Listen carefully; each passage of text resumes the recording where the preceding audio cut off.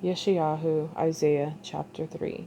For look, the Master, Yahuwah of hosts, is turning aside from Jerusalem and from Yehuda the stock and the store, all the supply of bread and all the supply of water, the mighty man and the man of battle, the judge and the prophet, and the diviner and the elder, the commander of 50, and the highly respected man, and the counselor, and the skilled craftsman, and the clever enchanter.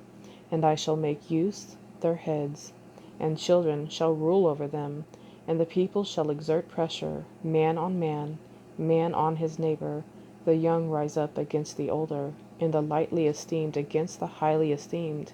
When a man takes hold of his brother in the house of his father by the garment, and says, Come, be a chief over us, and let this ruin be under your hand, he shall swear in that day, saying, I am not a healer, for in my house is neither bread nor garment.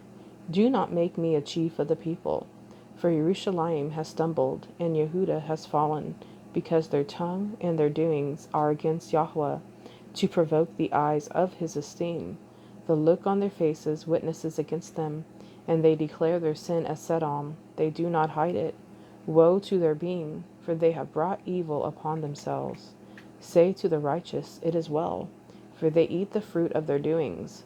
Woe to the wrong, evil, for the reward of his hand is done to him. My people, youths exert pressure on them, and women rule over them. O my people, your leaders lead you astray, and swallow the way of your paths. Yahweh shall stand up to plead, and is standing to judge the peoples. Yahweh enters into judgment with the elders of his people and its heads. It is you who have eaten up the vineyard. The plunder of the poor is in your houses. What do you mean by crushing my people and grinding the faces of the poor? Declares the Master Yahweh of hosts. And Yahweh says, Because the daughters of Zion are haughty, and walk with outstretched necks and seductive eyes, walking and mincing as they go, making a jingling with their feet. Therefore Yahweh shall smite with a scab the crown of the head of the daughters of Zion, and Yahweh exposes their nakedness.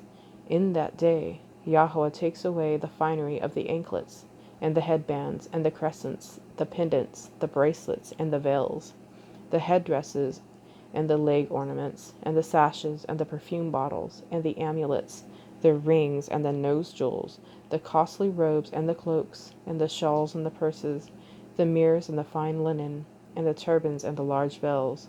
And it shall be, instead of a sweet fragrance, a smell of decay, and instead of a belt, a rope, and instead of well-set hair, baldness, and instead of a festal robe, a girding of sackcloth, and branding instead of loveliness. Your men shall fall by the sword, and your strength in battle, and her gates shall lament and mourn, and she, deserted, shall sit on the ground.